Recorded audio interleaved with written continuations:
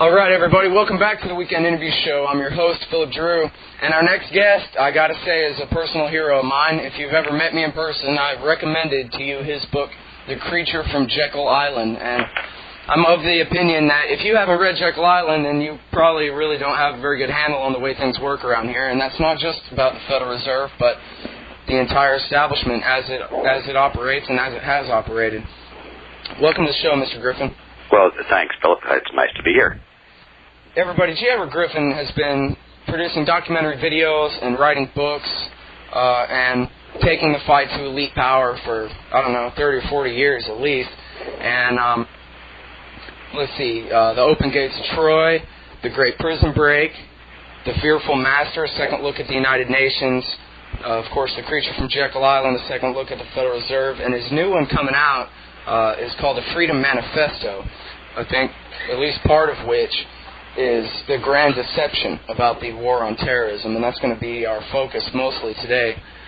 Now, last time we talked, sir, you told us the whole history of John Ruskin and Cecil Rhodes, the ideals of collectivism, the split between the Leninists and the Fabians. We talked, I think we even got into the sinking of the Lusitania and Pearl Harbor as provocations to get us into world wars. And I guess, compared to the history, as far as I've read, in the 20th century, as best as I can understand, it seems like there's a real realignment going on right now. Something that I guess could have happened at the end of the Cold War, but took another 10 years and the attacks of September 11th to really get underway. And, it's funny because it seems, and, I'll put those seems in italics, it seems as though George Bush Jr. has really kind of taken us off the track of the New World Order under the United Nations that his father seemed so intent on leading us toward.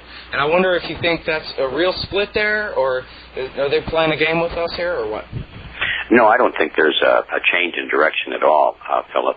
I think it's easy to misunderstand when the President or others in the State Department and other branches of our federal government take a stance, and then other nations at the United Nations oppose them. It's easy to see, that's a big split.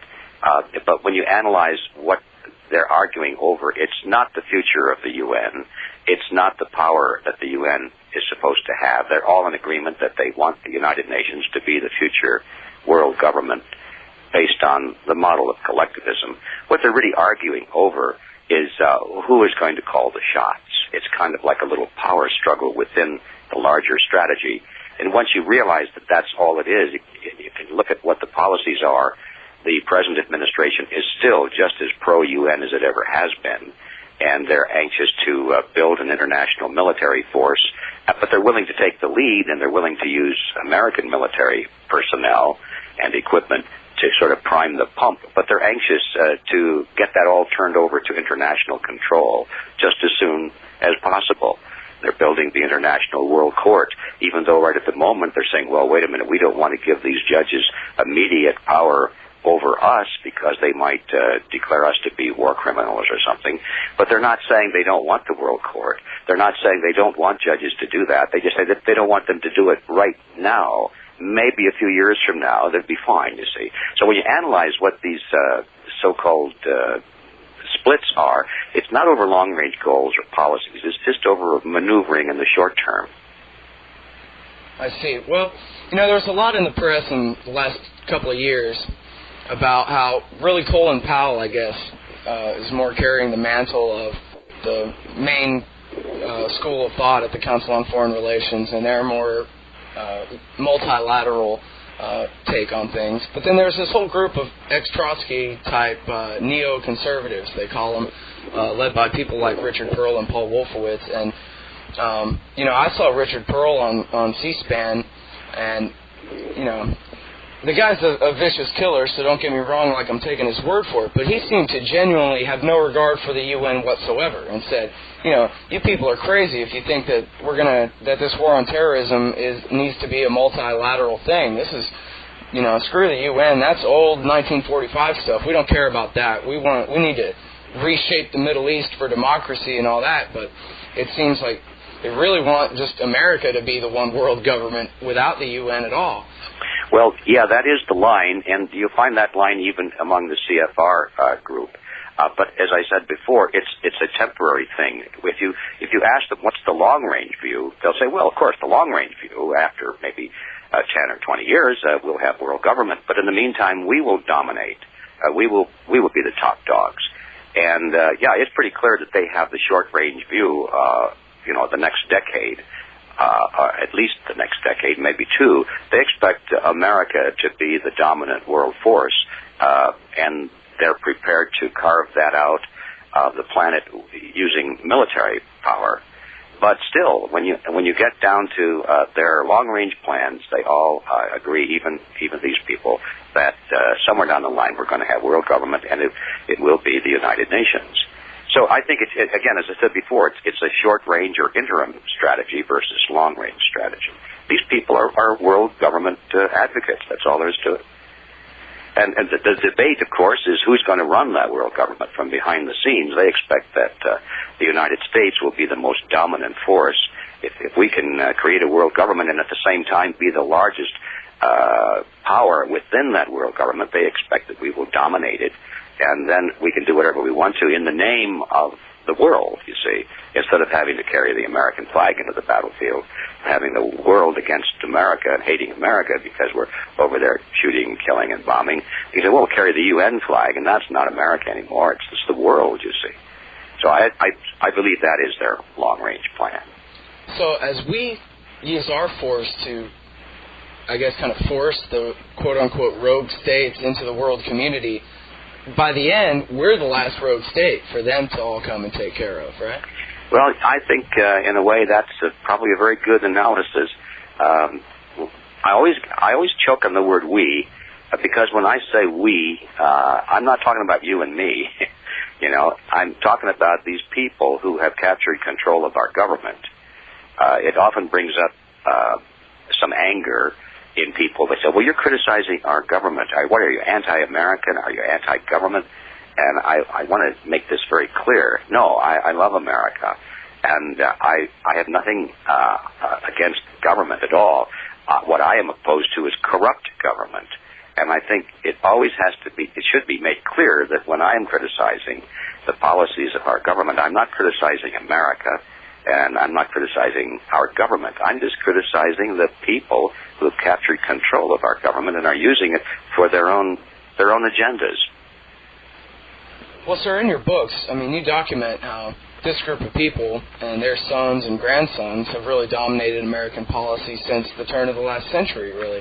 And I wonder, how long can America be under the control of these small groups of people before really they are one and the same? Well, that's a very good question. At what point is the republic dead? A lot of people will argue that the Constitution is already gone. It's still there as a piece of paper, but nobody pays any attention to it anymore. And there are people who will argue that the republic, the American Republic, is dead. It just disappeared somewhere, probably during World War II. You can make a strong case for that. I think as long as the people of America still have the concepts of freedom in their minds and in their hearts, it's still possible to revive it. But with the passing of each generation, and the old folks are dropping away, and the young guys and girls are coming through school, and they're not getting these old traditions. They're getting new traditions and new ideas and one-worldism and so forth. There comes a point where these concepts will not be held in the minds and the hearts of the American people. Where that point is, I don't know, but I worry about it a lot. I think we're right up to it right now. Well, and it's a strange thing, because the worse it gets, the more and more people wake up to what's going on, Well, they wake up to the problem, but they may not have the solution very well fixed in mind, It's easy to know what you don't like. In fact, you may remember that wonderful quotation from Professor Quigley from his book, not Tragedy and Hope, but the other one, the Anglo-American Establishment. He has a quote in there in which he admiringly describes the American political system. In essence, he said, you know, the American people are too dumb to be entrusted with self-government, and yet they expect to have some voice in their government. Otherwise, they'll be unhappy. So the ideal situation is to allow them to have the sensation of participating in their own political destiny, but we must never allow them to have real power. And he said the best way to do that is to have two political parties, both of which stand for essentially the same thing on the big issues, you know, foreign policy and the direction of the nation toward collectivism. They have to agree on that, but they can argue like cats and dogs over little things, and they can do a lot of posturing and make a lot of noise. And he said that way the American public can bounce back and forth from one party to the other. When they get really sick and tired of one group, they'll throw their rascals out, a great effort, and then they'll think they've done something, and, oh, what do you know, the other guy's just the same. And this has been going on for decades, you know. People are really upset with Bush right now, and they don't even think about who would replace him. They don't realize that, for example, Mr. Kerry is also a member of the Council on Foreign Relations, also a member of Skull and Bones. He's a carbon copy of Mr. Bush, but nobody's looking at that, you see. They just want to get rid of Bush because he's so bad.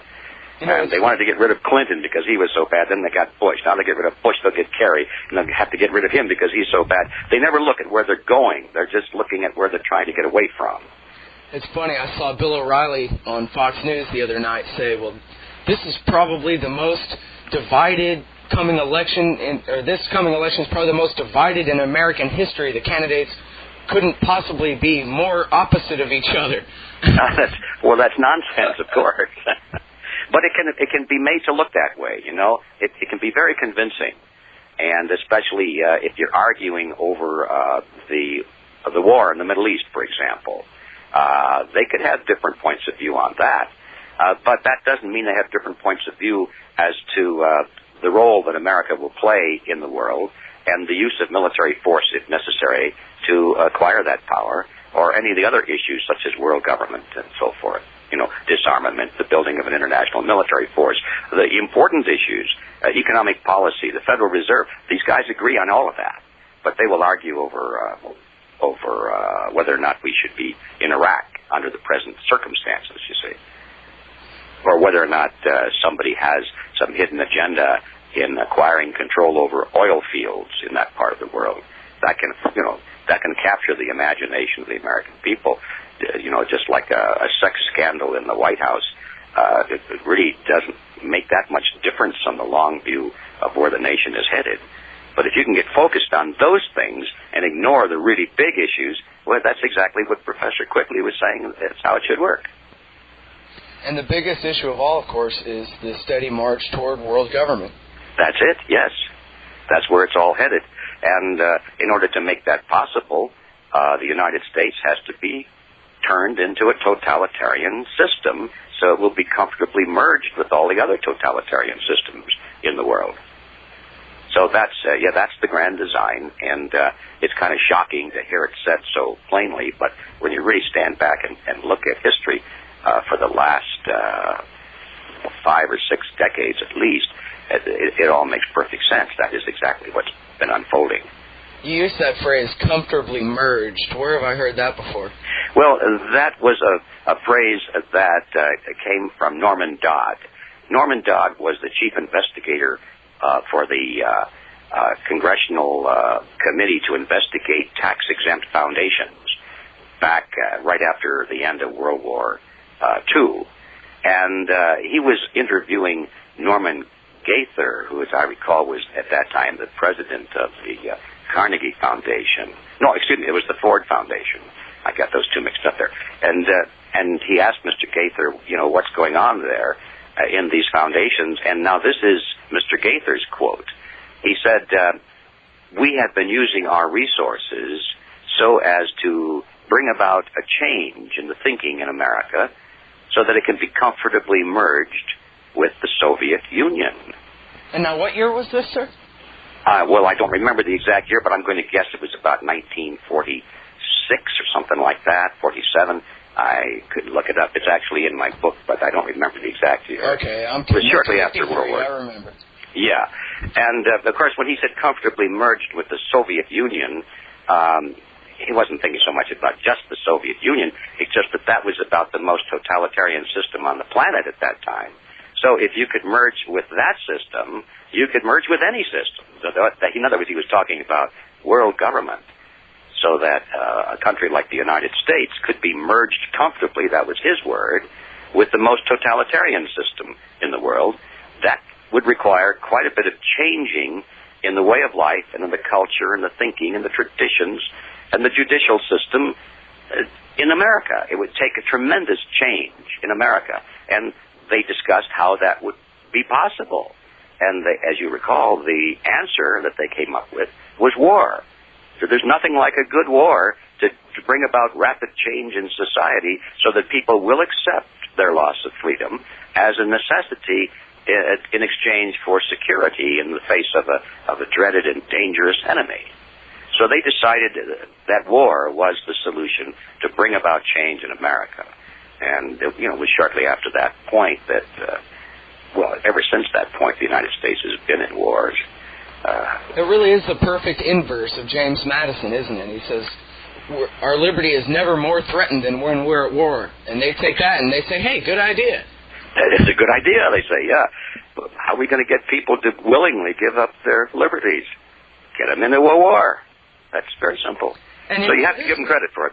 For this to be going on in 1953, I mean, wasn't this the year, and forgive me, I wasn't born until 76, but wasn't this the year that everybody's building bomb shelters in their backyard and, oh, yeah. The Rosenbergs were getting electrocuted and it was Cold War hysteria, right? It really was. We were all expecting to go up in a mushroom cloud any second. And, nobody was in a serious mood to get excited about a few extra laws restricting their freedom. I mean, after all, we're talking about survival here, right? And it's still that mentality.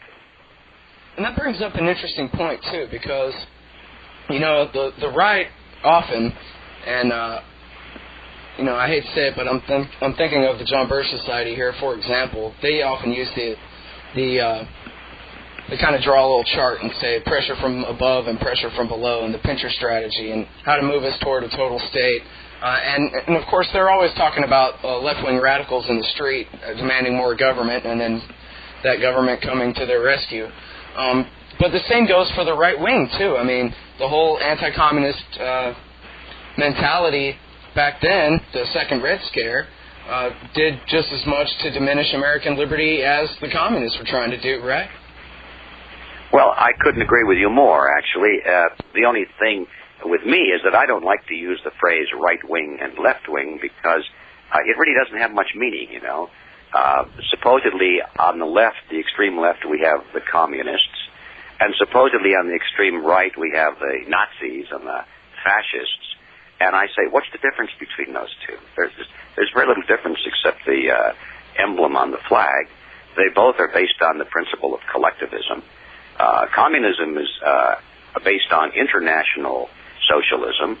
Nazism is based on national socialism. They're both based on socialism, which is a variant of collectivism. And you look at these philosophies, and there's so little difference between them. The concept of putting them at opposite ends of a spectrum is absurd. They're both at the same end, you see. But we've been kind of tricked into thinking, there are these people on the right and there's people on the left, and our job is to be in the middle, right? So we don't want to go to either extreme, when in fact they're both at one end. Right, and you're right. Well, and the Birchers would say they're both at one end, the left end. Well, what's the difference? I think if you I agree with you. But I'm just saying that, if you read the New American Magazine, it's all about saving conservatism, and here are the right answers with that kind of double meaning for the right, and they're very proudly flag-waving conservatives, if not right-wingers, conservatives. And I guess I'm just trying to point out that, the whole anti-communism thing that, to some degree, you were a part of back then, it was almost as bad for us as the left-wingers. Yeah, well, I don't disagree with that, except I was never on that spectrum, at least in my own mind. I just refused to be placed on that spectrum. I understand the same way. Yeah, it's just a silly discussion. I think the reason we still find it useful to use those words, left and right, is because the demonstrations in the street that we have seen of late are predominantly led by the Leninist faction of the world collectivist movement. And so we associate Leninists with communism, and therefore we say, okay, that's the left, so we're back to that again. And these are Leninist groups.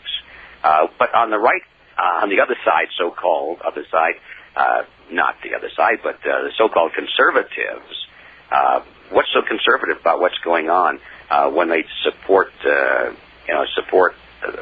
these leaders, no matter what they do, no matter what insanity? They figure that it's their patriotic duty to support their leaders, regardless, right or wrong, and they consider that conservative.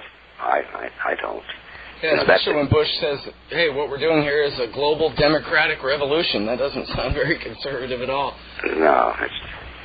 Well, I mean, that's a lot of people in Germany got trapped by that when Hitler came to power. They said, well, he's our leader, and we have to follow our leader, and if we don't support our leader, then we are traitors to our government. And that's how the German people allowed a lot of that to happen. And now it appalls me to hear Americans using the same arguments here. The very same ones. Yep. In fact, it occurred to me back when, I guess just a few weeks ago, there were all these comparisons of Bush and Hitler from the MoveOn.org crowd and all that. And I was just thinking that really, I wouldn't necessarily compare Bush to Hitler so much as I would compare the American people to the German people in the 30s. I mean, we don't necessarily have a Hitler in power, but we sure do have that same mentality that the German population had. Well, that's right. There was a very interesting lady that gave a speech some years ago, and we put it into our audio archive series. Her name was Kitty Worthman, and she was raised in Austria at the time Hitler came to power, and she remembers all of that very vividly, and in her talk, she just brought the parallels home. It was appalling how, she said, well, we liked Hitler. She said, people thought that the reason we got Hitler is because he came in with tanks and took us over. No, we voted him into office because he promised us benefits. He promised us child care centers and health care and retirement benefits and, well, yeah, he took away the guns, but we thought that was a good idea because that was to reduce crime, and she just went right down the list of everything that's been on the American agenda, and that's how they brought Hitler to power, with those same agendas. Harry Brown pointed out that Bush has already invaded 2 countries in his first 3 years in power, and Hitler hadn't invaded anybody in 3 years. So maybe it's even worse. Yeah, well, you see, they convinced the German people that to invade Poland and other countries was necessary for the defense of the homeland. Yeah, we were liberating them. We were liberating them and bringing freedom to those people. And it was the same arguments, of course. Very same one. So this the preemptive strike. This is the whole learn history or you're doomed to repeat it thing. Yeah, sad but true. Okay, so I guess we should talk about September 11th a little bit here. I interviewed a couple of weeks ago a guy named Phil Berg, who's representing a lady named Ellen Mariani, and they're suing George Bush for allegedly letting the attacks take place. And I know that you've written a little bit about this, and it's clear in history that our government has lied us into every war since the war against Mexico. And I guess it's your opinion that this one isn't any different than that? Well, that's my conclusion.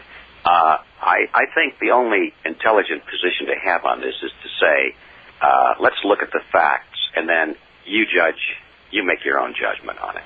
How can I tell anybody that this is a case when I don't know? But when I look at all the facts, one after the other, after the other, after the other, there's so much evidence that it's overwhelming. To me,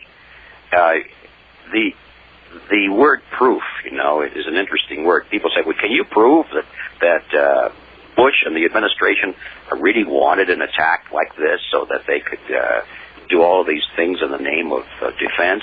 And I said, no, I can't prove it. What is proof? There's really no such thing as proof, absolute proof. There's only evidence. If if you lay out a lot of evidence to support a particular theory, and there are two people listening to your evidence, one person says, okay, that's enough evidence. You've convinced me. You've proved it to me.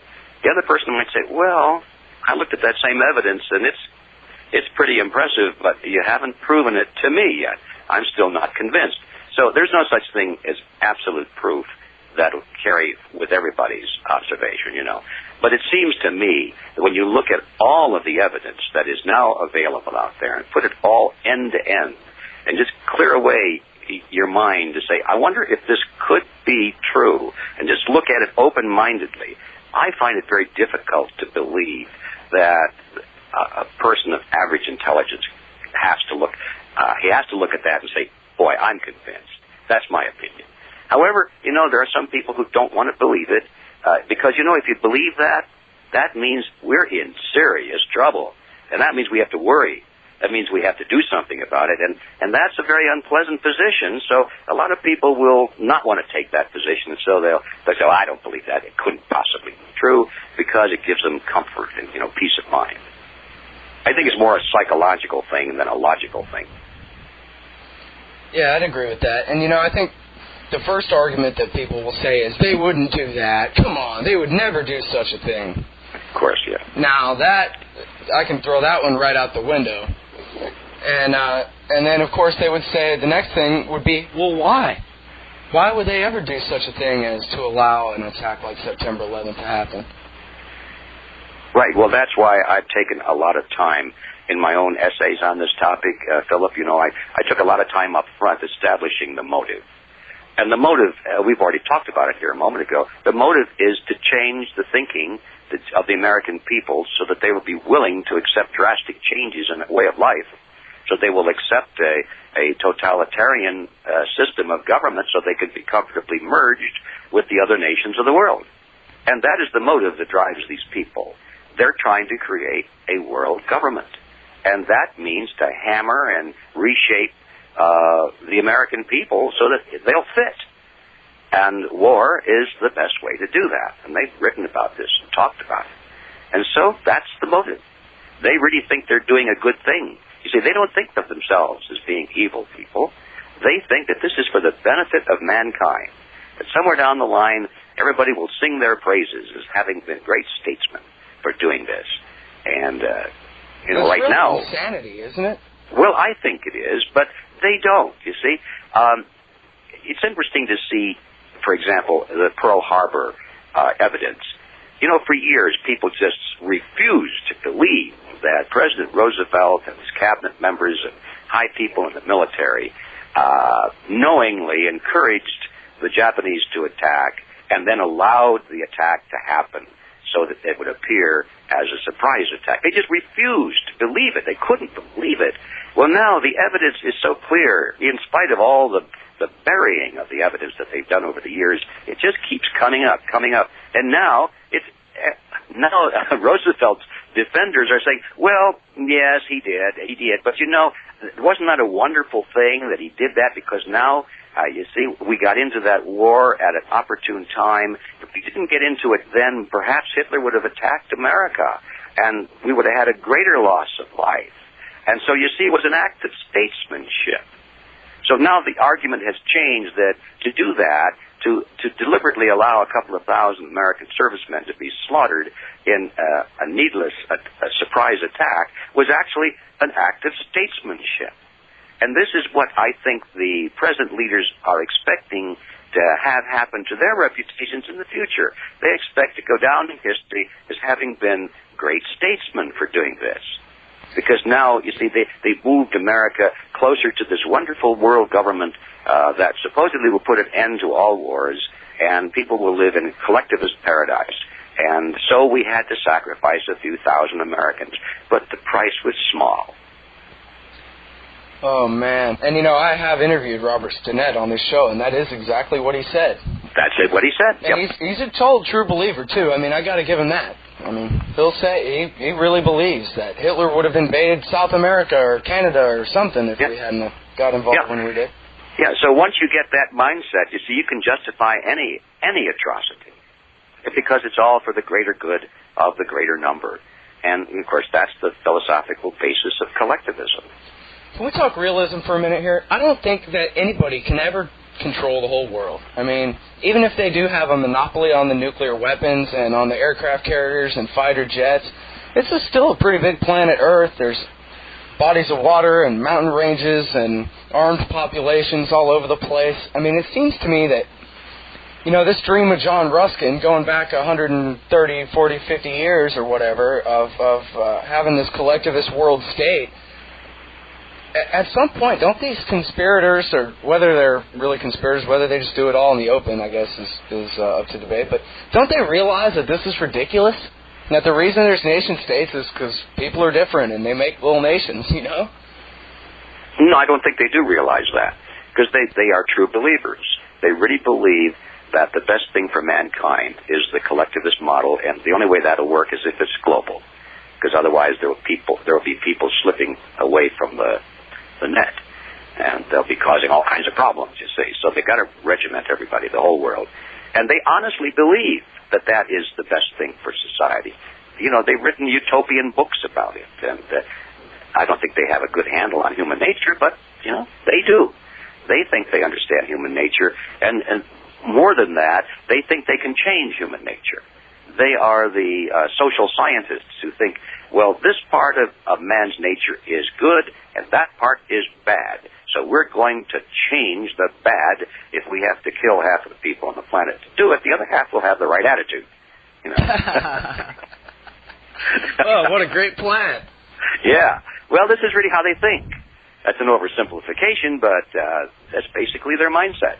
Sure. Hey, you know what's funny is your book, World Without Cancer, aside from being incredibly interesting about vitamin B17, the whole second section there, you get into the politics of cancer therapy, and really, I guess it's been a while since I read it, forgive me, but I think most of that second section really discusses the giant global corporations that grew up between the world wars, and how the American multinationals and the German multinationals were totally merged together and stayed that way throughout World War II, and all the, especially Standard Oil and IG Farben and that kind of thing. I think this is the kind of history that really will make people stop and go, whoa, wait a minute, you're telling me that these two companies were one and the same throughout World War II? This is kind of thing that jarred me into reality, so I thought maybe you could elaborate on that a little bit and explain to people that this is real. These people have been working together above and below board for quite some time now. Well, yes, it's definitely real, and things like that, they try and not, not make it too visible. But it comes to the surface now and then, and people look right at it and they don't know what they're looking at. It's the nature of a cartel. Yes, IG Farben, of course, was the big German-based cartel that encompassed the chemical industry, and they spread out around the world and formed liaison with chemical and pharmaceutical companies in the United States as well. And by liaison, I mean they bought interest, they bought big chunks of stock. In some cases, they exchanged big blocks of stock with each other. That means, of course, then their boards of directors were interlinked, and even though the companies might remain independent, apparently independent, there was so much interlocking going on and so many cartel agreements to reduce competition between them that they moved and acted in terms like they were one company. That's the nature of a cartel. And boy, was it ever effective during that period of history. I think if you look at the world today, you realize that cartels are bigger now than ever before. We hear about the sugar cartel and the oil cartel, but we don't realize that cartels exist. For example, the Federal Reserve System is a cartel of banks, and we think that's, we never put the word cartel to these things. The whole healthcare industry, these HMOs are becoming cartelized. We think, well, that's our healthcare system, but it's a cartel of independent companies who are merging together. So they all work as one, they act as one.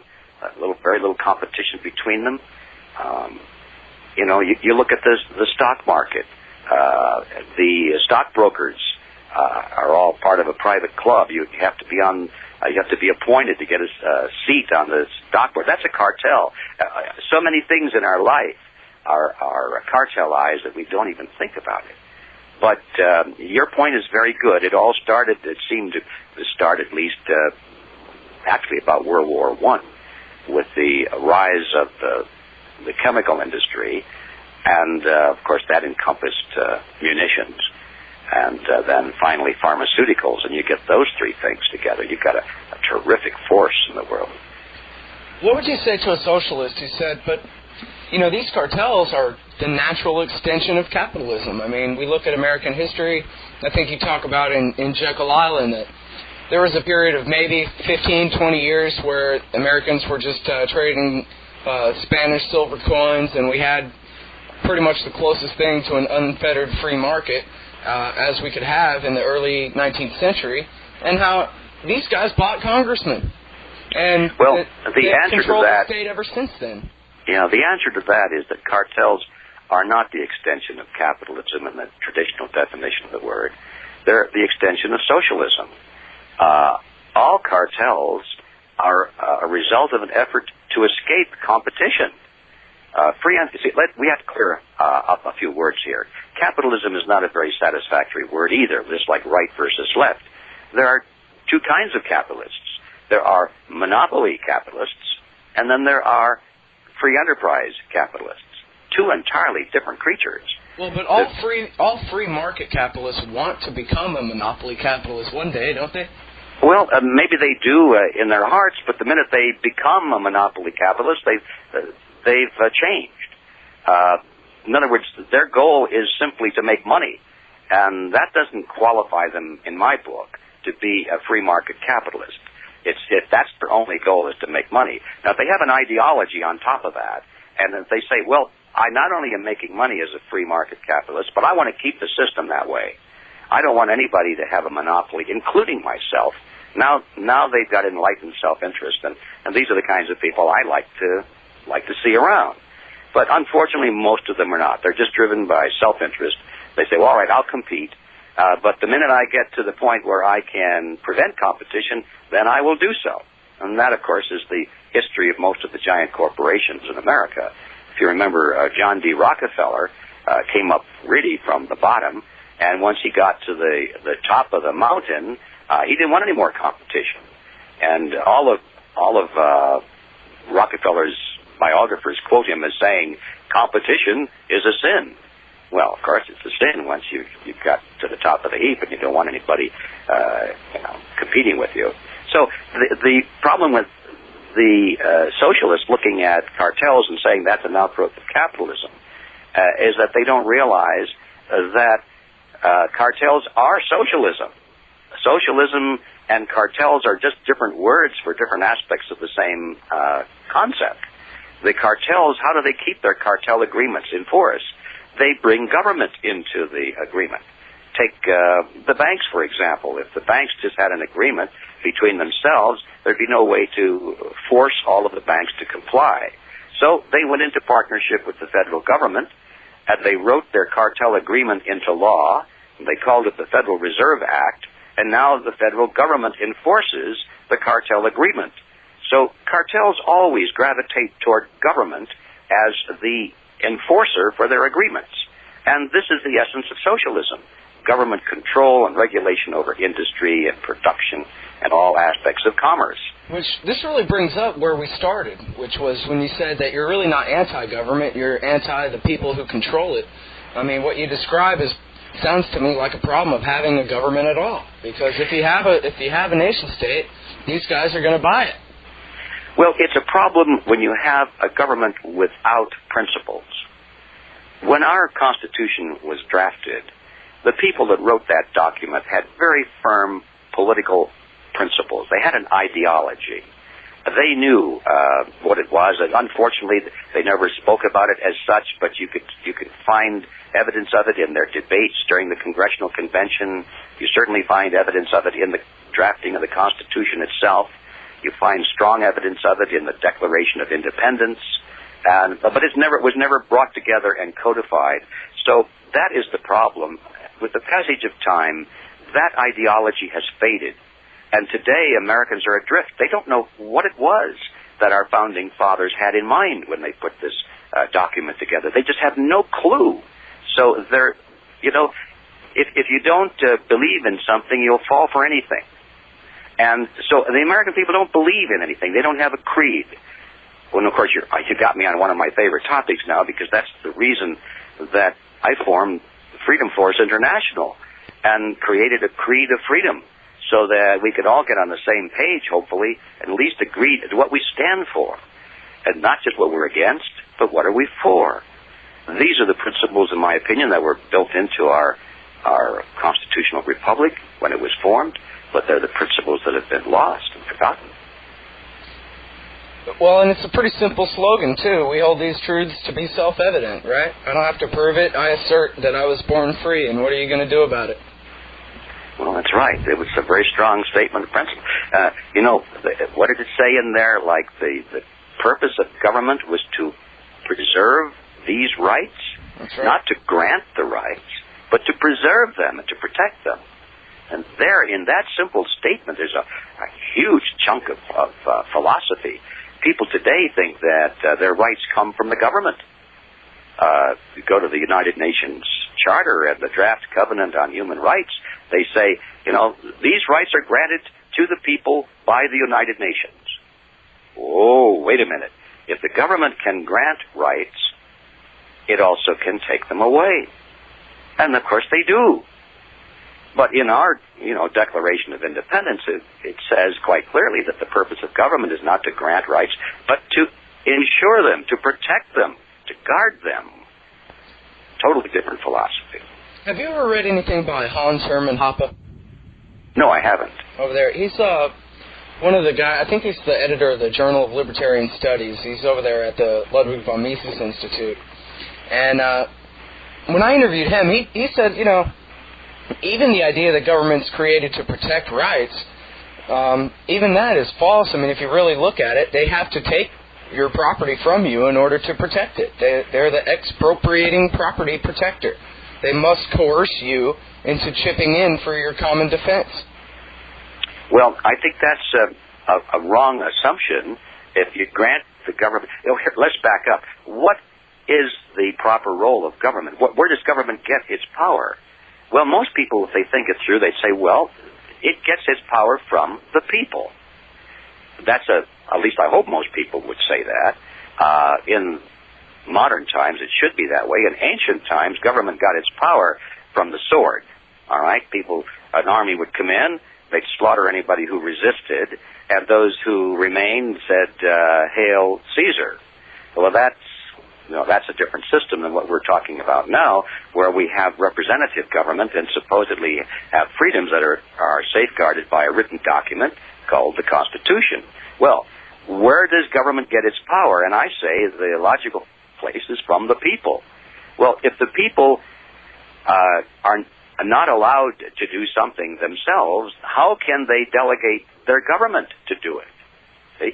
I have a right, for example, to use coercive force to protect my life, my liberty, and my property, and those of my family, my loved ones. But I don't have the right to go next door and say to my neighbor, for example, you can't work on Sunday. If you work on Sunday, I'm going to beat you up. Right, but do you have the right to go to your next-door neighbor's house and force him to chip in on that police force that you've delegated your authority to? No, I don't. I mean, that's the basis for having a government at all, is that, I mean, even if we take the most strict construction view of the Constitution, basically, it is a democracy to the extent that you and 51% of your neighbors can vote to rob the other 49% in order to provide for a police force in order to protect your rights. That's terrible, because that's just mob rule. This freedom is not an issue of numbers. It's 51% is not a magic number. It's a terrible number. The whole purpose of government is to protect individuals and minorities from the majority. I mean, there's nothing worse than a mob gone berserk. People say, well, the majority should rule. Well, yes, up to a point. not to the point where the majority takes away the rights of the minority. I mean, democracy is a terrible form of government when you really think about it. If you use the strict definition for that word, take a lynch mob, for example. That's pure democracy in action. I mean, there's only one dissenting vote, and he's at the end of the rope. So people say, well, wait a minute. No, you can't have majority rule if you're going to deny the rights of the minority, even a minority of one. And, of course, now you're not talking about a democracy anymore. You're talking about a republic.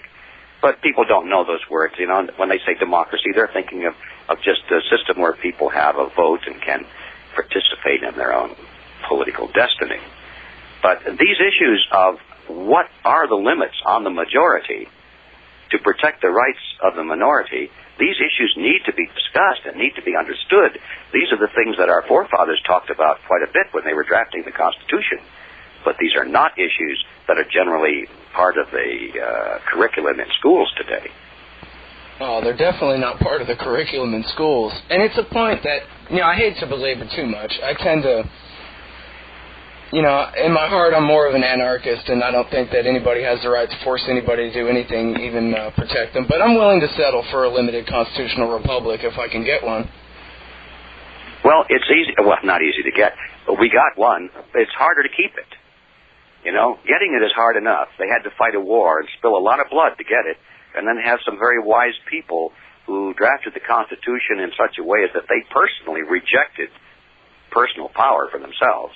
That was almost a miracle to find that combination.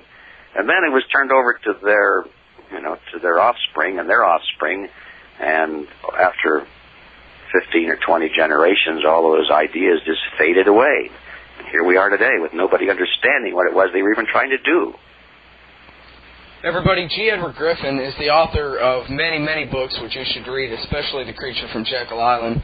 And he's working on a new book called The Freedom Manifesto. And also, you're the founder of an organization called Freedom Force International. You mentioned that a minute ago, and your creed of freedom. Why don't you tell us a little bit more about Freedom Force, when you founded it, and what kind of success you've had so far? Well, Freedom Force is a relatively new organization. Actually, it's about 1 year old, but the first year, really, we didn't have much activity. We were just trying to get tooled up and get organized, figure out how we're going to do our accounting, our printing, and, this kind of stuff. We really only started to take in members in the last few months, and we're growing very rapidly. What it is, it's an international, I hesitate to use the word organization, but we'll have to do that for now. I think network is a better word for it. But it's a group of people internationally. We have people in 8 countries already, all of whom are concerned over the growth of government and the loss of personal freedom. These are all people who endorse our creed of freedom, which I mentioned a moment ago. They're all people who understand that our enemy is not communism or Nazism or fascism or some ism.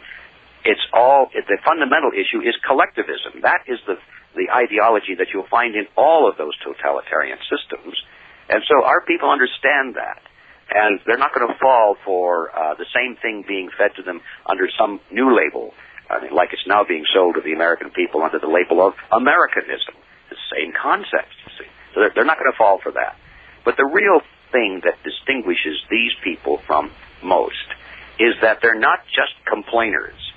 They're tired of hearing about the problem, talking about the problem, complaining about the problem. They're not content to just send letters to their rulers and say, come on, guys, be nice. They're not content just to circulate petitions saying, please, do it right. They have decided they want to do something about it. And what it is that they're going to do about it is they're going to recapture control over the power centers of society.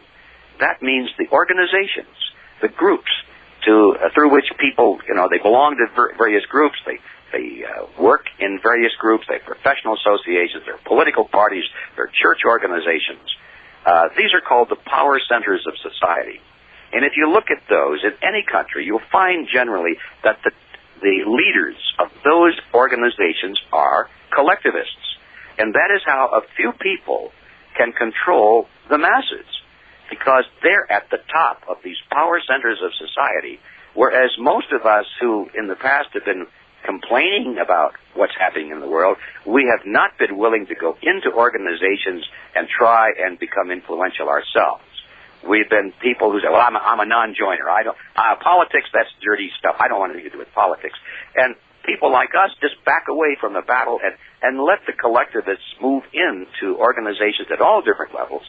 They gravitate to the top, they capture control, and there goes our freedom. So we understand that the only way to recapture our freedom is to recapture control of the power centers of society. And this makes this a very unusual organization. There are plenty of groups like that on the side of collectivism, but there's only one on the side of individualism, and that's Freedom Force International. And that's why you have the word force in the title then, yes? Freedom Force, yeah, it's a force. It's a movement. It's more than just an organization. I've been thinking about starting a little slogan that it's an organization for non-joiners. Well, and that really is the problem. I mean, you look at, and this is something, when you talk about the fading American character, this is something that I think people of all descriptions, they still like the idea of, for example, George Washington resigning his commission and going home instead of declaring himself emperor. And we like Westerns where the hero, the movie begins with the hero hanging up his gun and swears he's never going to fight again, but he's forced, against his will, he's put in such circumstances that he must go ahead and take power and use those guns. And, I mean, really this is the problem. People like you and I who appreciate liberty and want to preserve it, we have nobody to vote for because all the people who agree with us don't want power. No, they reject power. And, of course, as long as that condition remains, we'll continue to lose. So that's the focus for Freedom Force, is to get people like us off the dime, so to speak. Say, come on, we've got to reach for power. If we don't do that, then there's no point in complaining. We just deserve what we're going to get. It takes effort. It takes time. It means getting involved sometimes in controversy, because believe me, the collectivists are not going to just sit still and let us become influential in the organizations that they have dominated for so many years. They're going to fight us at every step of the way. And, some people don't have any stomach for that kind of conflict. So they're not going to be in the fight, I guess. Well, hopefully at least they'll turn out to vote. Well, yeah, but we vote for the candidates that are chosen by collectivists. I mean, look what's coming up in our current election. We've got, I don't have to go through all that again. Yeah. Two guys that are both members of Skull and Bones. The same little college fraternity. Isn't that funny, too? I try very hard to always question my own point of view, and, it'd be very easy. I've read Anthony Sutton, and I know about Skull and Bones, and it'd be very easy for me to just go, well, my God, how could they be more blatant? This is the group, and they're taking total control, and they're not even playing around anymore, and they're out in the open. And then the other part of me thinks, well, I don't know. Maybe this proves that it really isn't a conspiracy, and that maybe Bush and Kerry really do hate each other. Maybe, for all I know, there's a split and a big fight for power inside Skull and Bones. Well, that's quite possible, and I think you're right on. Supposing Skull and Bones had never been formed, it really wouldn't make any difference, would it? No, it's not the major issue at all. I think that inside the power structure there is a struggle for dominance, and these people can fight against each other tooth and nail for who's going to get the top jobs. But they still agree in overall perspective on where the world is going and where America is supposed to go. Yep, and it's turning out to be a disaster, too. This is something that, I don't know, the whole idea of, long-term conspiracy working behind the scenes, I think sometimes, and I'm not pointing my finger at you, I'm sure I do this all the time, I give these guys too much credit. And I wonder, for all the fake splits where they're just arguing about the details, there's so many yes men who don't understand exactly how it works or who they're really working for that, it's possible, I think, that George Bush has seriously done major damage to the UN. Whether that was his intention or not, there's an entire segment of Americans who, albeit they've abandoned the traditional conservative position against the United Nations, and now they're against it for not doing enough, which I think is ridiculous. But I mean, the opinion molders, Rush Limbaugh's and people like that in mainstream American thought have, I wonder. I guess what I'm trying to say is, it seems to me like they're not that good at conspiring, and that maybe they've really caused themselves great damage in this, especially carrying out this last war against Iraq. I don't think that the American people are going to be so quick to fall for it next time. Well, I think you're right on that. I've never, I hope I never tried to create the impression that these guys were all geniuses, or that they were participating in a master conspiracy, because I don't believe that at all. I just believe that since they all have basically the same goals, they're all moving in the same direction in the long view. They probably get in each other's way, and sometimes they may get confused and head for the opposite goalpost. But it's just a moment of confusion, and they're all headed in the same direction. But they're not that coordinated, and they do make mistakes, thank God. But the fact is, they all have the same ideology. They're all collectivists, and so generally they support each other, even though in the long view, even though they may be opposing each other as they maneuver for advantageous position in this new world order. You see, everybody, why this guy is my favorite. G. Edward Griffin. He's the founder and, I guess, director of Freedom Force International. That's freedom-force.org. You can check out all his books and audio archives and all kinds of writings and so forth at realityzone.com, right? That's right. And he's the author of The Fearful Master, the second look at the United Nations, The Creature from Jekyll Island, World Without Cancer, and coming up, the Freedom Manifesto, and we'll all be waiting very anxiously for the debut of that book. Well, I hope I can get it done soon. Actually, what we're going to have, Philip, is a kind of a shortened version of that. Should be available on the internet in about 4 or 5 weeks. It will be called The Future is Calling. And it's a 5-part essay. And so if anybody's interested in what will be the thrust of the larger book called the Freedom Manifesto further down the line. Excellent. Thank you so much for coming back on the show, Mr. Griffin. Well, thanks for inviting me, Philip.